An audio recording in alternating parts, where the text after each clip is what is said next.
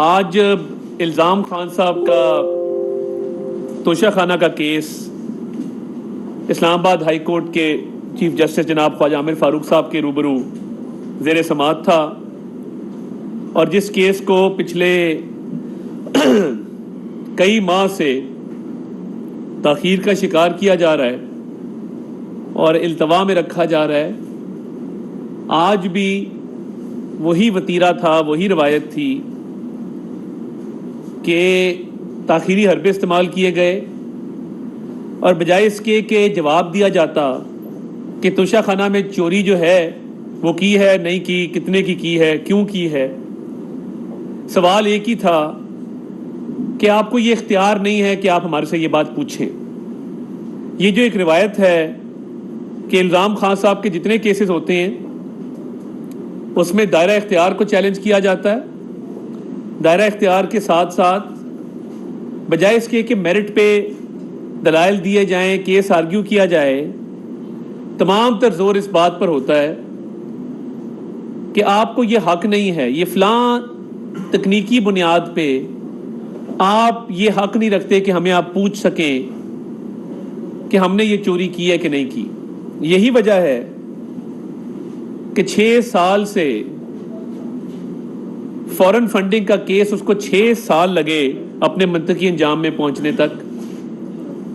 یہی وجہ ہے کہ مختلف عدالتوں سے راہ فرار اختیار کی جاتی ہے، تکنیکی بنیادوں پہ تاخیری حربے استعمال کیے جاتے ہیں، جواب ہوتا نہیں ہے، اور پھر کہتے ہیں کہ جی ہماری آج بہت پیشیاں ہو گئی اکٹھی، ہمیں 10 پیشیاں آج بھگتنی پڑیں، ہمیں 5 پیشیاں بھگتنی پڑی۔ اگر انسانوں کی طرح پہلے دن سے ہی جب عدالتیں بلاتی تھیں یا تحقیقاتی ادارے بلاتے تھے اسی وقت پر پیش ہوا جاتا، عدالتوں کے سامنے اپنا موقف رکھا جاتا، تو معاملات بالکل اور طرح ہوتے۔ مگر افسوس یہ ہے کہ کیونکہ توشہ خانہ کی چوری ایک حقیقت ہے اور اس میں ان کے ہاتھ رنگے ہوئے ہیں اور تمام تر شواہد ثبوت موجود ہیں، اس لیے اب اسلام آباد ہائی کورٹ میں تاخیری حربے استعمال کر کے تو کوشش کی جا رہی ہے کہ دائرہ اختیار کی تکنیکی بنیادوں پہ دائرہ اختیار کو چیلنج کیا جائے اور کہا جائے کہ جی یہ الیکشن کمیشن کی بھی جورسڈکشن نہیں تھی، اس کے ساتھ ساتھ کورٹ کی بھی جورسڈکشن نہیں تھی کہ اس پہ پوچھتے، تو بھائی جورسڈکشن ہے کس کی؟ تو یہ الزام خان کا یہ وتیرہ اب یہ کل دوبارہ سماعت ہوگی۔ ہم یہ سمجھتے ہیں بطور کمپلیننٹ پارٹی کے کہ اسلام آباد ہائی کورٹ کو میرٹ پہ یہ کیس ڈیسائیڈ ہونے دینا چاہیے تاکہ یہ توشہ خانہ کی چوری والا معاملہ اپنے منطقی انجام تک پہنچے۔ یہ نہیں کہ جی دائرہ اختیار نہیں ہے، ہمیں جج پہ اعتبار نہیں ہے، ہم اس پروسیس کو چلنے نہیں دینا چاہتے، یہ چیزیں چلیں گی تو یہ انصاف بالکل نہیں ہوگا۔ تو توشہ خانہ کا کیس ایک اچھا کیس ہے جس کے اندر یہ بھرپور چانسز موجود ہیں کہ اس میں یہ معاملہ سزا کی طرف جائے، اور یہ الزام خان کو یہ بات سمجھ آ رہی ہے، نظر آ رہی ہے، جس وجہ سے وہ اب دائرہ اختیار پہ آ گئے۔ میں یہاں پہ آج آپ موجود ہیں، 2 قتل کی FIRs کا بھی آج موازنہ کرنا چاہتا ہوں جس کے لیے آپ کو زحمت دی گئی ہے۔ میرے علم میں یہ آیا کہ اڑتے سوشل میڈیا سے کہ الزام خان نے مجھے 10 ارب ہرجانے کا نوٹس بھیجا ہے اس بات پہ کہ میں نے الزام خان پہ قتل کا الزام لگایا۔ اب یہ لیگل نوٹس مجھے ابھی تک موصول نہیں ہوا، سوشل میڈیا کی خبر ہے کہ ان کو بڑا دکھ، تکلیف اور رنج پہنچا ہے میری یہ بات کرنے سے کہ ایڈوکیٹ عبدالرزاق شر کے قتل میں یہ ملوث ہیں، اور 10 ارب ہرجانے کا نوٹس بھیجنے والا کون ہے؟ میں ایک نیب نیازی گٹھ جوڑ کا آپ نے سنا ہوگا، میں آج آپ کو گلزار نیازی گٹھ جوڑ کے بارے میں بتانا چاہتا ہوں۔ ایک وکیل صاحب ہیں، ان کا نام ہے ابو ذر سلمان خان نیازی، یہ سابق چیف جسٹس گلزار صاحب کے داماد ہیں اور عمران خان صاحب کے اس وقت متعدد کیسز میں وکیل ہیں۔ اب یہ نیکسس کیا ہے کہ عمران خان صاحب کو جو ریلیف دیا جاتا تھا گلزار صاحب کے زمانے میں، گلزار صاحب وہی ہیں، آپ نے ٹھیک پہچانا، جنہوں نے ان غریبوں کا نسلہ ٹاور گروا دیا تھا اور ادھر اسلام آباد میں ون کانسٹیٹیوشن ایونیو کا کوئی نوٹس نہیں لیا تھا. یہ وہی گلزار صاحب ہیں, یہ آپ کے نوٹس میں رہے بات. میں یہ نہیں جاتا اس بات میں کہ انہوں نے جال سازی کر کے اپنی ایج کم لکھوائی, وہ ایک علیحدہ کنٹروورسی, اس میں بھی بات کریں گے کسی وقت. مگر ابو ذر سلمان خان نیازی جیسے وکیل جو اپنے سسر کی جج شپ کی وجہ سے لاکھوں روپے کی ریٹینرشپس لیتے ہیں, کیسز لیتے ہیں, فائدہ اٹھاتے ہیں, آج وہ عمران خان کے بہاف پہ ایک وکیل کے قتل کے کیس میں مجھے ہر جانے کا نوٹس بھیج رہے ہیں. میں تو اس کو ردی کے کاغذ کے علاوہ کچھ نہیں سمجھتا. بھی اب ملا نہیں, ملے گا تو دیکھ لیں گے. اور میں کسی مقدمے سے, کسی نوٹس سے نہ پیچھے ہٹنے والا ہوں نہ ڈرنے والا ہوں. اللہ تعالیٰ کا فضل چاہیے. آپ ایسے 10 نوٹس بھیجیں, 100 نوٹس بھیجیں, مگر یہ بات ثابت ہو گئی کہ گلزار نیازی گٹھ جوڑ جو تھا اس کے نتیجے میں عمران خان صاحب کو فائدہ پہنچا, ان کے کیسز میں ان کو ریلیف دیے گئے. اور یہ جو لیگل ریٹینرشپس ہوتی ہیں سرکاری محکموں کی, ایون کچھ پرائیویٹ کلائنٹس کی, یہ حق ہوتا ہے ہر وکیل کا, مگر یہ چند لوگ ہیں جو آپس میں بانٹ لیتے ہیں. اب ہوتا کیا ہے, ابو ذر سلمان خان نیازی جیسے لوگ اپنے سسر کی وجہ سے, انہوں نے بزدار حکومت میں اپنے والد کو پنجاب پبلک سروس کمیشن کا ممبر لگوایا, پھر اس کے بعد آگے چلیں. یہ لیگل ریٹینرشپس اور کیسز اور کلائنٹس بڑھتے گئے ٹائم کے ساتھ ساتھ, کیونکہ ان کے سسر چیف جسٹس تھے, ہر طرح کا فائدہ ان کو مل رہا تھا. اب جو بیچارہ ایک وکیل جس کا کوئی سسر جج نہیں ہے, جس کا کوئی رشتہ دار جج نہیں ہے, وہ کہاں جائے؟ ریٹینرشپ جاتی ہیں مظاہر علی اکبر نقوی صاحب کے بچوں کو, ریٹینرشپس جاتی ہیں گلزار صاحب کے داماد کو جو آج کل عمران خان صاحب کے وکیل ہیں. اب اینٹی اسٹیٹ ایکٹیویٹیز میں الزام خان صاحب جو اینٹی اسٹیٹ ایکٹیویٹیز میں ملوث ہیں, ان کو مکمل پروٹیکشن اس طرح کی وکلا کی حاصل ہے جو اقربا پروری پر جن کی پرورش ہوتی ہے اور وہ ناجائز فائدہ اٹھاتے ہیں اپنے سسر کی پوزیشن کا. تو یہ نوٹس تو ایک ردی کی ٹوکری میں جائے گا جب بھی ملے گا, کیونکہ عبدالرزاق شر کے کیس میں ان کے بیٹے نے عمران خان صاحب کو ایف آئی آر میں نامنیٹ کیا ہے. ان کے بیٹے نے کہا ہے کہ کیونکہ میرے والد عمران خان صاحب کے خلاف سنگین غداری کے مقدمے کی پیروی کر رہے تھے, درخواست گزار تھے, وکیل تھے, اس لیے میرے والد کو عمران خان کی ایما پر قتل کیا گیا ہے. یہ ان کے صاحبزادے نے ایف آئی آر میں نامنیٹ کیا ہے. عمران خان صاحب پہ قتل کی ایف آئی آر ہو چکی. اب یہ ہوتا ہے نا, جب نالائق وکیل ہو تو وہ یہ نہیں دیکھتا کہ یہ قتل کا جو مدعا ہے اس میں مدعی ایف آئی آر میں ایک بندے کو نامنیٹ کر رہا ہے اور ہر جانے کا نوٹس مجھے بھیج رہے ہیں کہ میں نے جھوٹا الزام لگایا.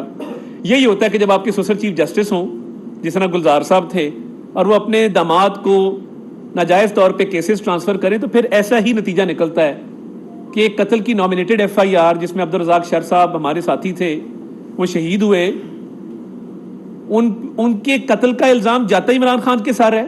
موٹو بھی عمران خان کا تھا, الزام خان کا موٹو بھی الزام خان کا تھا, کیونکہ سنگین غداری کے مقدمے کی تاریخ اگلے دن تھی جس سے ایک دن پہلے ان کو شہید کیا گیا.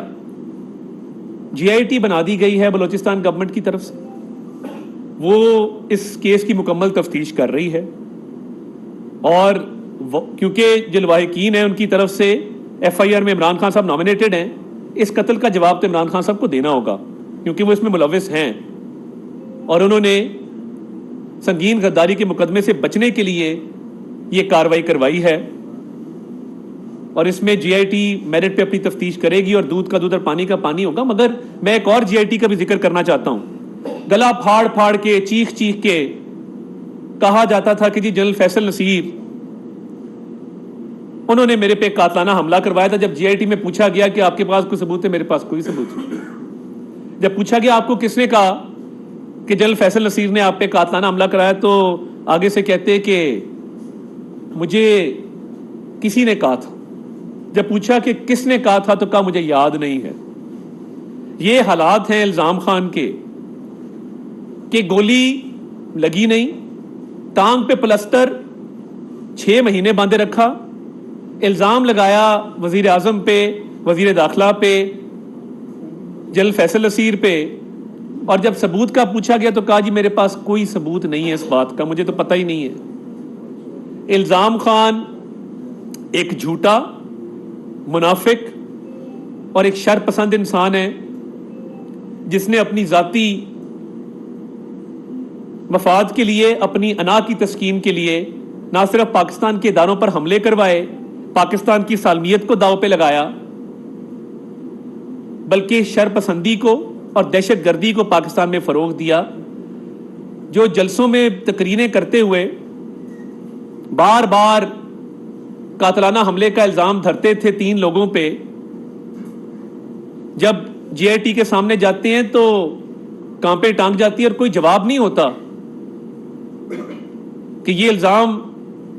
عمران خان صاحب، اس میں ایک بات اور بھی ہے کہ جو معظم گوندل نامی آدمی، ایک آدمی اس واقعے میں مرا تھا، وزیر آباد کے واقعے میں، وہ آپ کے گارڈ کے فائر سے مرا تھا. آپ نے پیسے دے کے وہ معاملہ سیٹل کیا. ہم بھی وزیر آباد کے رہنے والے، ہمیں ان چیزوں کا بخوبی اندازہ ہے. آپ نے کیا نہیں کیا، آپ نے ہمارے وہاں پہ ورکرز اٹھائے، غلام محمود ڈوگر نے ان کو تشدد کا نشانہ بنایا کہ جی اس میں نام لے لو، فلاں کا نام لے لو، گھر جانے دیتے ہیں. تو ہمیں نہیں پتا کہ جب آپ جھوٹے الزام لگاتے ہیں، وہ کسی فوجی افسر پہ ہو، وہ کسی سیاستدان پہ ہو، تو آپ کے پاس کوئی شواہد، کوئی ثبوت نہیں ہوتے اس کو بیک اپ کرنے کے لیے. یہ آپ کا سیاسی بیان ہوتا ہے سستی شہرت کے لیے، اداروں کو بدنام کرنے کے لیے، پاکستان کی بین الاقوامی سطح پر سبکی کروانے کے لیے. یہ آپ کے اوچھے ہتھ کنڈے ہیں. اس کے علاوہ آپ کو آتا ہی کیا ہے کہ جب سوال ہوتے ہیں تو جواب کوئی نہیں ہوتے. ادھر عبدالرزاق شر کا قتل ہے، ادھر بیٹا کہہ رہا ہے کہ آپ نے یہ کیا ہے، اور ادھر قاتلانہ حملے کی ایف آئی آر ہے جو آپ کے اپنے وزیر اعلیٰ تھے اس وقت، پرویز الہی صاحب. اس پہ آپ نے جب الزام لگائے تو آج یہ بات جے آئی ٹی میں آپ کے پیش ہونے سے ثابت ہو گئی کہ آپ کی ایک ایک بات جھوٹی تھی. نہ اس میں وزیر اعظم کا، نہ وزیر داخلہ کا، نہ جنرل فیصل نصیر کا دور دور تک کوئی لینا دینا نہیں تھا، مگر آپ نے سستی شہرت کے لیے یہ کام کیا. گولی لگی نہیں تھی، پلستر باندھ لیا، اپنے ہی ہسپتال سے اپنا چیک اپ کروا لیا. اس سے بڑا جھوٹ، اس سے بڑی منافقت کوئی ہو سکتی ہے؟ تو عبدالرزاق شر والی جے آئی ٹی بھی آپ کو بھگتنا ہوگی. آپ کو بتانا ہوگا کہ آپ کے تانے بانے جو ہیں وہ ملتے ہیں ان قاتلوں سے جنہوں نے ٹارگٹ کلنگ کے نتیجے میں عبدالرزاق شر کو شہید کیا. کسی اور نے نامینیٹ نہیں کیا اس قتل کی ایف آئی آر میں آپ کو، ان کے بیٹے نے کیا ہے، ان کے لواحقین نے کیا ہے، ان کے ورثاء نے کیا ہے، اور لکھا ہے کہ کیونکہ وہ آپ کے خلاف کیس کی پیروی کر رہے تھے اس لیے آپ کی ایما پہ یہ کیا گیا ہے. آپ قتل کی کارروائی میں ملوث ہوں اور اپنے قاتلانہ جھوٹے حملے کے الزام دوسروں پر دھریں اور بلایا جائے تو آئیں بائیں شائیں کریں. جھوٹ کے علاوہ، منافقت کے علاوہ، ملک دشمنی کے علاوہ آپ نے کیا ہے؟ وہ ویڈیو چلائیں جہاں پہ وہ سائفر ہلایا جا رہا ہے، ہاتھ دکھا دیں جہاں پہ سائفر لہرایا جا رہا ہے. یہ آپ دیکھیں کہ یہ سائفر بار بار جلسوں میں لہرایا گیا، اور اب کیا کر رہے ہیں؟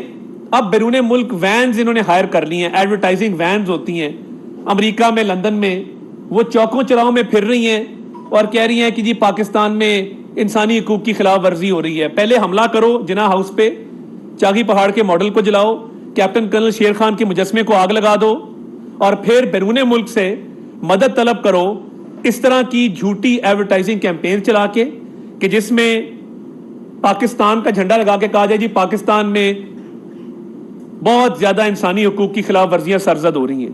بتائیں نا کہ جس طرح ان کے کیپٹل ہل پہ حملہ ہوا تھا اور چڑھ دوڑے تھے ایک پولیٹیکل پارٹی کے سپورٹرز کیپٹل ہل پہ، ان کو کیا سزائیں نہیں ہوئی؟ ان کے خلاف کیا مقدمات نہیں چلائے گئے؟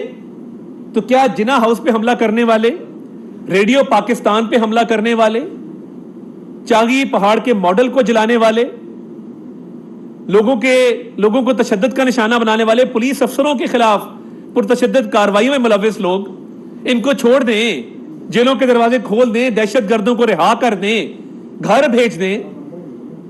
یہ کیسے ہوگا؟ اور یہ بیرون ملک جو آپ جھوٹی کیمپین چلا رہے ہیں اور باہر سے مدد طلب بار بار کر رہے ہیں، کوئی میں واضح کر دوں پاکستان میں کوئی اس حوالے سے انسانی حقوق کی کوئی خلاف ورزی نہیں ہے. جیل میں وزٹس کروائے گئے ہیں human rights commission of Pakistan کے، جیل میں وزٹس کروائے گئے ہیں دیگر تنظیموں کے. کسی کے خلاف کوئی کسٹوڈیل ٹارچر، کسی بے گناہ کو جیل میں نہیں بھیجا گیا. یہ تمام تر وہ لوگ ہیں جو باقاعدہ ایک سائنٹیفک انویسٹیگیشن پروسیس کے تحت آئیڈینٹیفائی کیے گئے ہیں, جن کی شکلیں نادرا کی ڈیٹا بیس سے لی گئی ہیں کہ یہ لوگ کون ہیں. ان کے موبائل ڈیٹا سے پتہ کروایا گیا ہے کہ کون کہاں کس وقت موجود تھا. بغیر ثبوت کے, بغیر شواہد کے کسی بندے کو 9 کسی بھی شخص کو, کسی بھی خاتون کو, مرد کو 9 مئی کے واقعے میں ملوث نہیں کیا گیا, نہ ہی کاروائی کی گئی ہے. یہ سارے وہ لوگ ہیں جن کے خلاف شواہد ثبوت موجود ہیں کہ انہوں نے دہشت گردی کی کارروائیاں کی, جلاؤ گھراؤ کیا, آگ لگائی, توڑ پھوڑ کی. تو یہ جو باہر امریکہ میں اور برطانیہ میں اور یورپ میں یہ وینز ہائر کر کے کیمپین چلا کے جو پاکستان کے خلاف کیمپین چلائی جا رہی ہے, ان لوگوں کے خلاف بھی پاکستان میں جو کاروائی ہو سکے گی وہ بالکل کریں گے کہ وہ 9 مئی کے واقعات کو ٹریولائز کر کے, چھوٹا بنا کر پیش کر کے اس سے سیاسی فائدہ حاصل کرنا چاہتے ہیں, پاکستان کو بدنام کرنا چاہتے ہیں. یہ نہیں ہونے دیں گے کہ ایک جگہ سائفر لگائے اور کہیں امریکی سازش. تو پہلی دلیل تو یہ, اگر امپورٹڈ حکومت ہوتی اور یہ سازش سے آئی ہوتی تو رشیا سے تو تیل نہ لاتی, سستا تیل. اور جو آپ پاکستان کی بدنامی کی کوششوں میں وہاں پہ مصروف عمل ہیں وہ ہمارے علم میں ہے. سخت سے سخت کارروائی ہوگی. 9 مئی کے واقعے پر سیاست آپ کو نہیں کرنے دی جائے گی, اور آپ کو توشہ خانہ کا بھی جواب دینا ہوگا, 190 ملین پاؤنڈ کی چوری کا بھی جواب دینا ہوگا, بیرون ملک جو آپ کیمپین چلا رہے ہیں اس کا بھی جواب دینا ہوگا, اور عبدالرزاق شر کے قتل کا بھی آپ کو جواب دینا ہوگا, کیونکہ آپ کے ہاتھ صرف کرپشن میں نہیں رنگے ہوئے, خون میں بھی رنگے ہوئے یہ ہاتھ ہیں آپ کے. بہت شکریہ. قمر منور سما سے یہ بتائیے کہ جس طرح آپ نے بتایا کہ عمران خان کے خلاف جو ابھی کیسز ہیں وہ ملٹری کورٹس میں بھی جانا ہے, نے بتایا, تو کیا اس میں اس کے تمام موڈس اور بندائے پورے کر لیے گئے ہیں کہ ان کو اب اس طرف لے جایا جائے گا؟ دیکھیے تفتیش کا عمل جاری ہے. جو مختلف لوگ, جس میں لاہور میں ایک حاشر درانی ہیں, کچھ اور لوگ ہیں, وہ تو کھل کے اب کہہ رہے ہیں نا. حاشر درانی نامی ایک نوجوان ہے جو لائیو کامنٹری کرتا ہوا, انقلاب مبارک کے نعرے لگاتا ہوا کور کمانڈر ہاؤس کے اندر موجود تھا. اس نے تو اس کا بیان سامنے آ گیا ہے کہ یہ ساری سازش زمان پارک میں پلان ہوئی تھی, قیادت کی طرف سے کی گئی تھی. تو یہ معاملہ کورٹ میں ہے. یہ جب کورٹ میں کوئی فیصلہ کیا جائے گا تو obviously یہ کوئی اپنے تئیں کسی نے یہ کاروائیاں نہیں کی, عمران خان صاحب نے کروائی ہیں. تو عدالت جب بہتر سمجھے گی وہ ان کو. سر اسی میں یہ میں نے ایڈ کرنا تھا کہ کیا عدالتیں ان کا اختیار ہوگا نا, سیشن جج نے, ایڈیشنل سیشن جج یا سیشن جج جو ہوتا ہے وہی اسی جی پچھلے کیسز بھی جو ملٹری کورٹس ہو گئے انہوں نے منتقل کیے ہیں, تو وہ جب بہتر سمجھیں گے وہ ان کا بھی کیس منتقل کر دیں گے. ثناء اللہ صاحب ڈان سے جی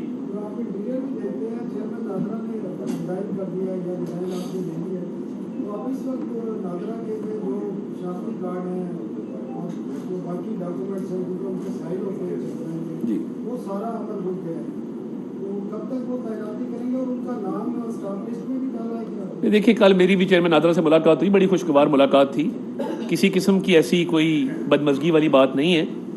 تو آج انشاءاللہ جلد فیصلہ کر لیا جائے گا اور کسی قسم کا یہ پروسیس رکے گا نہیں. یہ بڑا سموتھ پروسیس ہوگا. جس طرح وہ مرضی سے استعفیٰ دے کے گئے, نئے چیئرمین کی اپوائنٹمنٹ آج کل میں ہو جائے گی, اور یہ تمام تر پروسیس نادرا کے معمول کے مطابق انشاءاللہ چلتے رہیں گے. آزم تناوی صاحب سینئر جرنلسٹ دنیا ٹی وی. یہ میرے علم میں نہیں.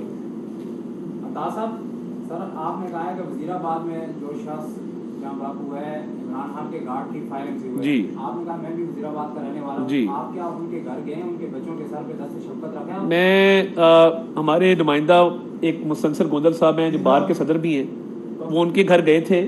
جب وہ وہاں پہ گئے تو آلریڈی وہاں پہ بریف کیس لیے عمران خان صاحب کے لوگ موجود تھے. تو پھر ان کے بچوں کو لاہور لایا گیا, اور پوسٹ مارٹم رپورٹ میں وہ پسٹل کا فائر نہیں ہے جس سے معظم گوندل شہید ہوئے, وہ کلاشنکوف کا فائر ہے جو کنٹینر کے اوپر سے کیا گیا ہے. تو ہمارے تمام لوگ فاتحہ کہنے بھی گئے مقامی طور پہ, اظہار افسوس بھی کیا, مگر یہ بات بالکل حقیقت ہے کہ عمران خان صاحب کے گارڈ کی فائر سے وہ معظم گوندل نامی آدمی وہاں مرا تھا. صاحب ناصر بٹ پبلک نیوز سے یہ بتا دیجیے کہ 9 مئی کے حوالے سے بات کر رہے ہیں, مقدمات درج آج 2 اینکرز کے خلاف بھی ہوئے ہیں جو کہ بیرون ملک پہلے ہی جا چکے ہیں. عادل راجہ جو ہیں سابق آرمی آفیسر ہیں, ان کا نام بھی لیا جا رہا ہے کہ گرفتاری ہو چکی ہے لندن میں. क्या इन तीनों को जो 2 एंकर्स हैं उनकी भी गिरफ्तारी के लिए कोशिश की जाएगी और क्या इन तीनों को इंटरपोल के जरिए पाकिस्तान दिलाया जाएगा? देखिए मेरे इल्म में जो बैरून मुल्क जो भी कार्रवाइयाँ हो रही है मेरे इल्म में ऐसी कोई बात नहीं है। सर ये बताइएगा जिस तरह आपने शिराज मुमताज़ अखबार से सर ये बताइएगा आप वो जिस तरह आप बात कर रहे हैं कि ये जो चीज़ें मतलब अभी इंक्वायरी जिस तरह हो रही है इमरान खान के खिलाफ भी, तो सर आप क्या देख रहे हैं? पीपल्स पार्टी तो चाहती है कि मतलब उनके खिलाफ कोई आर्मी एक्ट के थ्रू कार्रवाई ना हो क्योंकि हम मुस्तकबिल में हमारे खिलाफ भी हो सकती है। तो और दूसरी जानिब सर यूसुफ रज़ा गिलानी साहब कहते हैं कि ना कासिम का अब्बा ना दूसरे का अब्बा और अगला जो वज़ीर-ए-आज़म है वो बिलावल होंगे। तो पीडीएम में सर आप क्या देख रहे हैं? आप पीडीएम बिल्कुल मुत्तहिद है। हर पार्टी को ये हक हासिल है कि वो अपनी अपनी सियासत करे अपने अपने डोमेन में। तो मैं नहीं समझता कि पीडीएम में कोई ऐसे सियासी इख्तलाफात मौजूद हैं। बड़ी हमांगी से ये वज़ीर-ए-आज़म साहब ने कोलिशन गवर्नमेंट चलाई है, अब भी चल रही है, अल्लाह ताला का फजल है इसमें। तो पीडीएम तो बिल्कुल मुत्तहिद है। और जो आर्मी एक्ट की आपने बात की, देखिए वो एक जुडिशल और लीगल प्रोसेस है। वो जब मुतलका जज इसको बेहतर समझेंगे, प्रोसिक्यूशन बेहतर समझेगी, तो वो आर्मी एक्ट के तहत कार्रवाई का आगाज़ उनके खिलाफ भी कर दिया जाएगा, इल्ज़ाम खान के खिलाफ। ये मामलात अभी चल रहे हैं, लीगल प्रोसेस मुकम्मल होगा तो फिर उसके मुताबिक ही आगे कार्रवाई होगी। तारक अजीज साहब आखिरी सवाल। अब इलेक्शन की तरफ से तो मामला हुकूमत में बार-बार इलेक्शन टाइम हो रहा है, मियां नवाज शरीफ साहब और इलेक्शन की देखिए बात ये है, और जेकेपी के साथ आपका इत्तेहाद है, ये नहीं है, वो अलग है, क्या है? देखिए मैं ये समझता हूँ कि मियां नवाज शरीफ ही इस मुल्क में आएंगे तो इलेक्शन और पॉलिटिकल स्टेबिलिटी आएगी। उन्हीं में एक सलाहियत है कि वो उस स्टैचर के लीडर है कि उनके आने से इंशाल्लाह हर तरह की यहाँ पे इस्तेहकाम भी आएगा, वो इलेक्शन में कैंपेन को लीड भी करेंगे। तो वो जल्द फैसला कर लिया जाएगा कि उनकी वापसी से मुतल्लिक जो होगा। जहाँ तक देखिए इस्तेहकाम पाकिस्तान का आपने सवाल किया, बहुत सारे उम्मीदवार ऐसे हैं जो हमारे मुश्तरका हैं, जहाँ पे हमारे पास भी वही उम्मीदवार है, उनके पास भी वही उम्मीदवार है। तो वो क़यादत फैसला करेगी जब भी कोई सीट एडजस्टमेंट का मामला आएगा। पंजाब की 297 सीटें हैं सूबाई असम्बली की, हमारे पास मेजॉरिटी सीटों पे अच्छे मजबूत उम्मीदवार मौजूद हैं, मगर इस्तेहकाम पाकिस्तान पार्टी के साथ हमारे बड़े अच्छे ताल्लुकात हैं, मैं पहले भी बात कर चुका। और मैं ये समझता हूँ कि हमारे कई लोग जो मुश्तरका हैं वो अच्छी फ़ाइट रखने की सलाहियत रखते हैं। तो इस हवाले से जब इंशाल्लाह इलेक्शन का वक्त करीब आएगा तो मज़ीद फिर इस पर फैसले कर लिए जाएंगे। साहब कैसे जुल्फ़िकार है कि शुरा साहब की पार्टी उनके साथ उसकी दिलचस्पी होगी? देखिए ये तो अब वक्त आने पे ये फैसले किए जाएंगे, मगर हमारी तमाम पार्टियों से अच्छे रवाबित भी हैं, अच्छे ताल्लुकात भी हैं। साहब मौजूदा हुकूमत जो है वो अपना टेन्योर पूरा करने जा रही है, थोड़ा ही वक्त रह गया है, तो इस हवाले से अभी जो नेक्स्ट केयर टेकर होगा सेटअप, उस हवाले से कोई नाम प्राइम मिनिस्टर के लिए को आपके पास है? देखिए जी आज 14 जून है, तो अगस्त के मिड में जाके इस गवर्नमेंट का टेन्योर ख़त्म होता है। कुछ जुलाई चढ़ने दें तो फिर ही मामला डिस्कस होंगे। अभी तो जून में तो इन पे बहुत कबल अज़ वक्त होगा। मौसम बेग साहब का नाम कुछ? देखिए मेरे दिल में ना कोई नाम आया, ना भी कोई प्रोसेस शुरू हुआ है। जो आईनी तकाजे हैं वो पूरे किए जाएंगे और बर वक्त जो है वो ये काम किया जाएगा। वो बहुत जल्दी जो है ये काम ना होना चाहिए, ना होगा। Thank you. Foreign funding case को मुंतकी अंजाम तक पहुंचने में